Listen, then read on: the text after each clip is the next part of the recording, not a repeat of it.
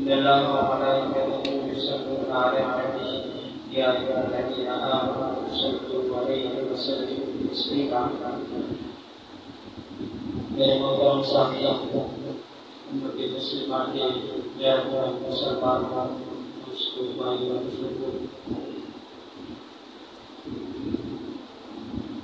آج اسی آیت کریمہ میں چند باتیں درود کے حوالے سے پورے قرآن مجید کو دیکھ لیا جائے تو 6666 آیات کم پیش اللہ تعالیٰ کا جس عبادت کا حکم عنایت فرماتا ہے فوراً عنایت فرماتا ہے.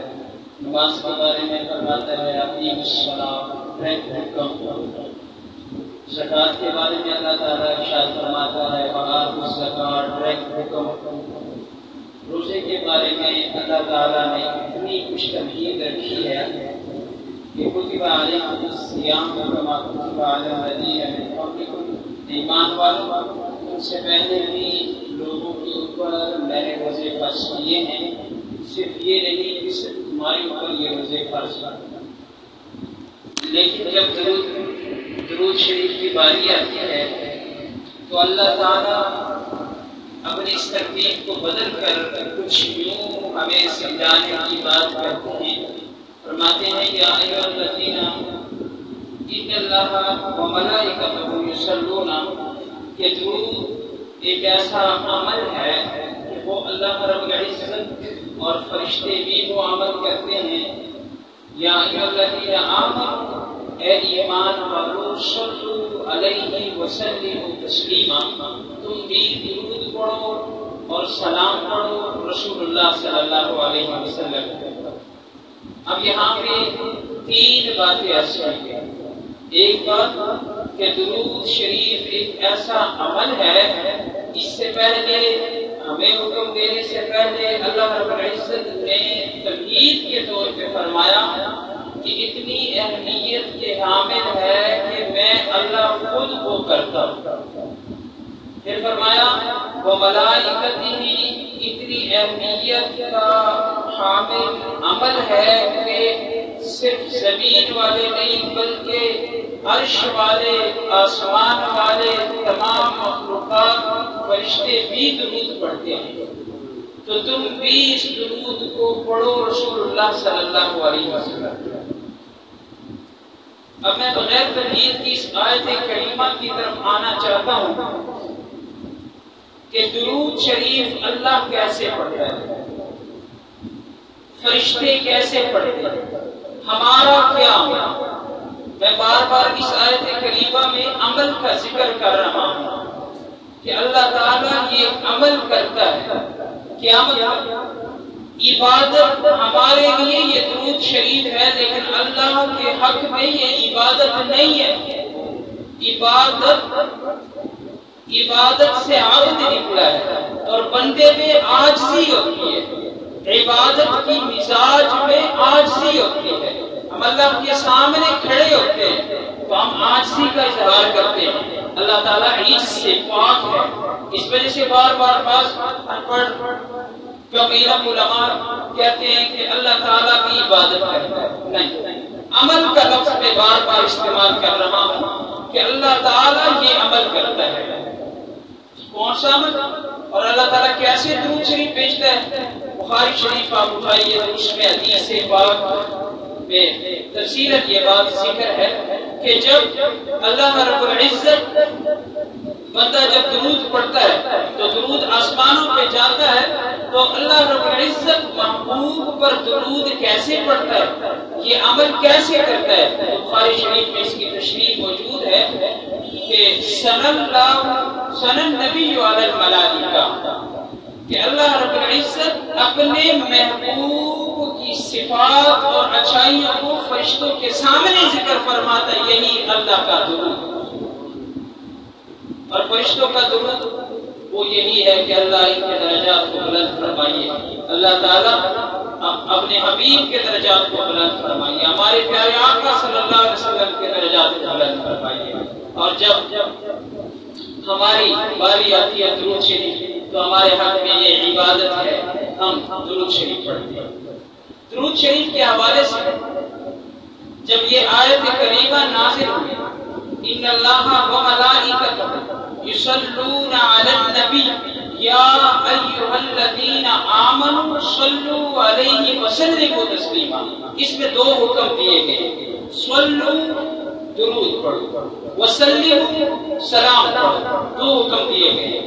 تو حضور صلی اللہ علیہ وسلم پر جب وحی نازل ہوئی، صحابہ نے پوچھا یا رسول اللہ صلی اللہ علیہ وسلم کیف نصلی علیک وکیف نسلم علیک، بخاری شریف کی حدیث ہے۔ صحابہ نے عرض کیا یا رسول اللہ ہم کیسے آپ کے اوپر صلوات پڑھیں اور کیسے آپ کے اوپر سلام پڑھیں؟ میری بات سمجھ آ رہی ہے؟ بہت عام فام سوال جو ہمارے ذہنوں میں آج کل آتا ہے، یہی سوال صحابہ اکرام نے میرے پیارے آقا صلی اللہ علیہ وسلم سے کیا، تو حضور صلی اللہ علیہ وسلم نے جواب عنایت فرمایا کہ اللہم صلی علی محمد، اللہم صلی علی محمد وعلی آل محمد کما صلیت علی ابراہیم وعلی آل ابراہیم انک حمید مجید۔ فرمایا جو بندہ یہ پڑھ لے تو اس پہ درود بھی آ جائے گا، سلام بھی آ جائے گا۔ میری بات سمجھ آ رہی؟ اللہم صلی علی محمد، مختلف اور بھی درود شریف ہیں، الصلاۃ والسلام علیک یا رسول اللہ۔ اس کے علاوہ درود شریف ہے اللہم صلی علی محمد النبی الرومی وعلی آلہ وسلم تسلیما، درود تاج، درود ماہی، جو بھی بنائے گئے درود شریف ہیں، بہت زیادہ درود ہیں۔ فضائل درود کی کتابوں کو آپ اٹھائیں، حضرت مولانا شیخ زکریا رحمۃ اللہ علیہ نے، حضرت مولانا تھانوی رحمۃ اللہ علیہ نے زاد السعید کے نام سے کوئی کتاب لکھی ہے، فضائل درود کے نام سے کتاب لکھی گئی ہے، اس میں بہت زیادہ درود شریف کا مجموعہ اس میں ہے۔ لیکن میں شارٹ کٹ میں یہ بتلا دینا چاہتا ہوں کہ جب صحابہ نے سوال کیا یا رسول اللہ کون سا درود ایسا ہے کہ وہ درود بھی ہو اور سلام بھی ہو، تو یہ درود ابراہیمی اللہ کے رسول نے نشاندہی کر کے دیا جو ہم نماز میں پڑھتے، نماز میں رکھنا شروع۔ اکثر یہ رواج پایا گیا کہ صلاۃ والسلام علیک یا رسول اللہ یہ اذان کا حصہ نہیں۔ ہم سے لوگ سوال کرتے ہیں یہ پڑھنا جائز ہے ناجائز ہے، سمجھ آ؟ ہم سے لوگ سوال کرتے ہیں کہ صلاۃ والسلام علیک یا رسول اللہ پڑھنا جائز ہے یا ناجائز ہے۔ معاشرے میں بھی بہت زیادہ سوالات کیے جاتے ہیں۔ ایک بات ہے، یہ بھی درود ہے، اہل سنت والجماعت کے نزدیک الصلاۃ والسلام علیک یا رسول اللہ بھی پڑھ سکتے ہیں، بشرطے کہ کسی کا حاضر ناظر کا عقیدہ، اللہ تعالیٰ حاضر ہر جگہ حاضر، ناظر ہر جگہ دیکھ رہا ہے۔ اگر حضور کے لیے بھی یہی عقیدہ ہو تو اللہ کے مقام میں اور حضور کے مقام میں پھر فرق نہیں پڑے، بجائے درود شریف عبادت کروانے کے بندہ کافر ہو جاتا ہے۔ عشق کے طور پہ الصلاۃ والسلام علیک یا رسول اللہ یہ پڑھنا جائز ہے، بشرطے کہ حضور صلی اللہ علیہ وسلم کو کوئی حاضر ناظر نہ سمجھے۔ حاضر ناظر کا میں ایک صرف عقلی مثال دینا چاہتا ہوں۔ آج تک کسی نے یہ سنا کہ اللہ تعالیٰ اسلام آباد سے لاہور آ گیا؟ کسی نے سنا؟ نہیں سنا۔ کیا مطلب؟ اللہ تعالیٰ جہاں پہ اسلام آباد میں وہاں لاہور میں بھی بیک وقت موجود ہے، فتح پور میں بھی بیک وقت موجود ہے۔ اللہ کو ادھر ادھر جانے کی ضرورت نہیں، وہ کائنات کے ذرے ذرے میں موجود ہے، لیکن حضور سرور کائنات امام الانبیاء تاجدار حرم حضرت محمد الرسول اللہ صلی اللہ علیہ وسلم معراج کی سفر پہ بھی گئے۔ آپ صلی اللہ علیہ وسلم نے مکے سے مدینے بھی ہجرت کی، آپ صلی اللہ علیہ وسلم تبوک بھی گئے، آپ صلی اللہ علیہ وسلم غزوات میں بھی تشریف لے گئے۔ تو کیا مطلب؟ ادھر ادھر جانا یہ حاضر ناظر کا کام نہیں ہے، اللہ حاضر ناظر ہے۔ تو آج تک کوئی آپ کو ملے گے بھی نہیں، کیا مطلب کہ کوئی کہے کہ اللہ تعالیٰ اسلام آباد سے لاہور آیا تھا۔ تو الصلاۃ والسلام علیک یا رسول اللہ، یہ پڑھنا جائز ہے بشرطے کہ حضور صلی اللہ علیہ وسلم کو حاضر ناظر نہ سمجھا جائے، ایک بات۔ دوسری بات، اگر موازنہ کیا جائے درود کم فرقے کی نشانی زیادہ بن جاتی ہے۔ ایک بندے نے مجھ پہ سوال کیا کہ آپ لوگوں کی مسجد میں صلاۃ و سلام نہیں پڑھا جاتا، کیوں نہیں پڑھا جاتا؟ میں نے کہا وہ اذان کا حصہ نہیں۔ مکے مدینے میں حضور صلی اللہ علیہ وسلم کے دور میں، قربان جاؤں صحابہ کے دور میں، تابعین کے دور میں، تبع تابعین کے دور میں، اولیاء اللہ کے دور میں، ائمہ کے دور میں، کسی کے دور میں یہ درود شریف اذان کا حصہ نہیں ہے۔ ہاں ثواب سمجھ کے جہاں سپیکر میں پڑھنا جائز ہے تو بغیر سپیکر کے بھی پڑھنا جائز ہے۔ یہ تو فرقے کی علامت ٹھہر چکی ہے۔ انہوں نے کہا کہ فرقے کی علامت کیسی ہوئی؟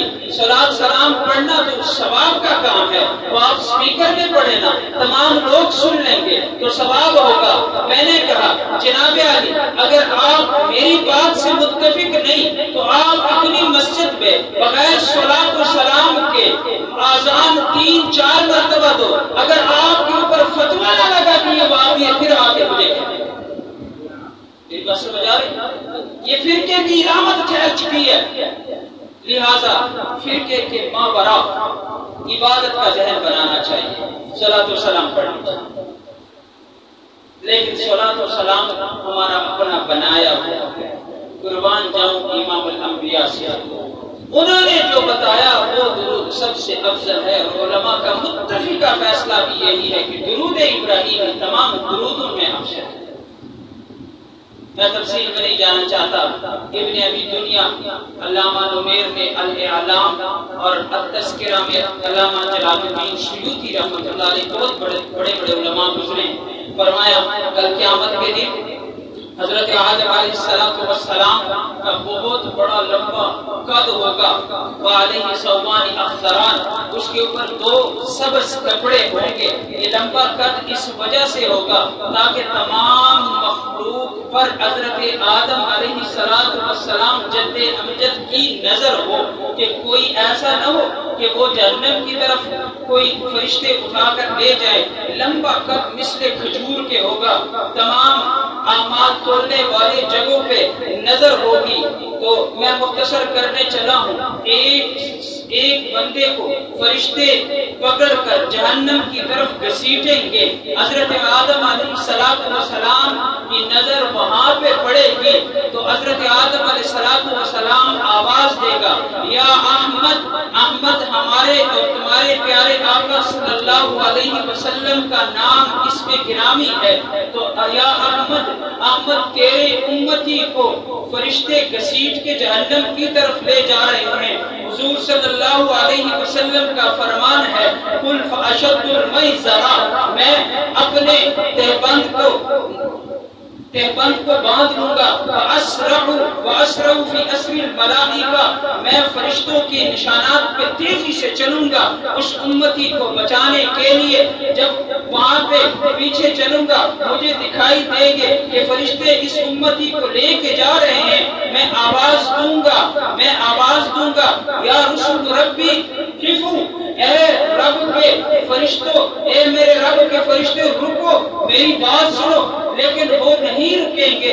فرشتے کہیں گے ہمیں اللہ کا حکم ہے، ہم ایسی فوج ہے کہ اللہ کی کبھی نافرمانی نہیں کرتے، اللہ جو حکم دیتا ہے ہم وہی کام کرتے ہیں۔ تو یہ فرشتے آگے چلتے جائیں گے۔ حدیث کے الفاظ ہیں، میں مختصر کرنے جا رہا ہوں۔ حضور صلی اللہ علیہ وسلم اپنا داہنا ہاتھ اٹھا کر داڑھی پہ رکھیں گے، یہ عجز کی علامت ہوتی ہے۔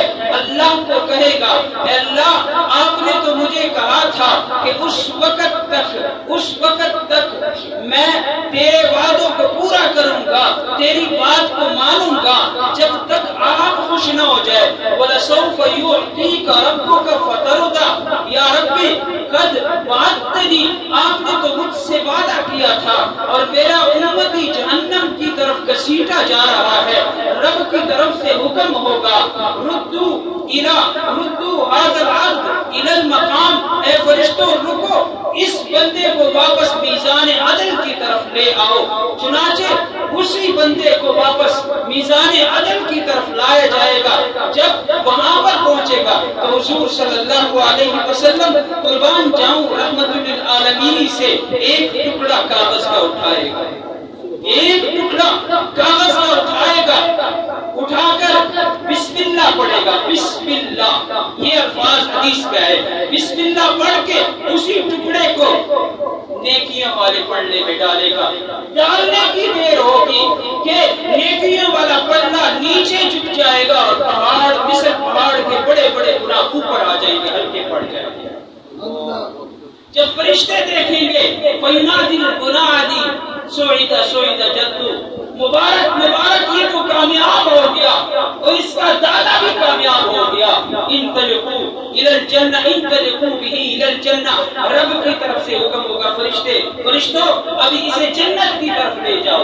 چنانچہ جنت کی طرف جب اس بندے کو، اس امتی کو لے جایا جا رہا ہوگا، پہلے تو حضور صلی اللہ علیہ وسلم آواز دے رہے تھے قفو، رکو، فرشتوں کو کہا تھا، اب یہ بندہ فرشتوں کو کہے گا یا رسل ربی قفو، رکو اے فرشتوں، یہ بندہ کون ہے جس نے آج مجھ پہ اتنا احسان کیا ہے؟ یہ نورانی چہرے والا بندہ کون ہے آج جس کی وجہ سے میں جہنم کی آگ سے بچ گیا؟ چنانچہ جب پوچھے گا تو حضور صلی اللہ علیہ وسلم کی حدیث ہے، آپ صلی اللہ علیہ وسلم فرمائے گا انا نبی کا محمد، میں تمہارا نبی، میں تیرا نبی محمد ہوں، اور یاد رکھنا یہ چھوٹی سی پرچی جو میں نے نیکی کے پلڑے میں ڈالی تھی، وصلاۃ التي كنت تصلي علیہ، یہ تیرا وہ درود ہے جو تو مجھ پر اس دنیا میں پڑھتا تھا، اس کا ثواب آج یہ۔ نعرہ تکبیر!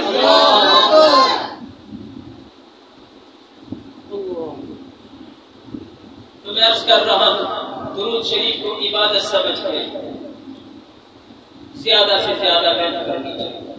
درود شریف کے بارے میں بہت زیادہ فضائل ہیں، بس صرف اتنا کہنا چاہوں گا، حضور صلی اللہ علیہ وسلم کی حدیث یہ بھی آتی ہے کہ دعا بین الصلاتین لا یرد، جو دو درودوں کے درمیان اول آخر میں درود پڑھا جائے اور آخر میں درمیان میں دعا مانگی جائے، وہ دعا بھی اللہ کے نزدیک رد نہیں کی جاتی۔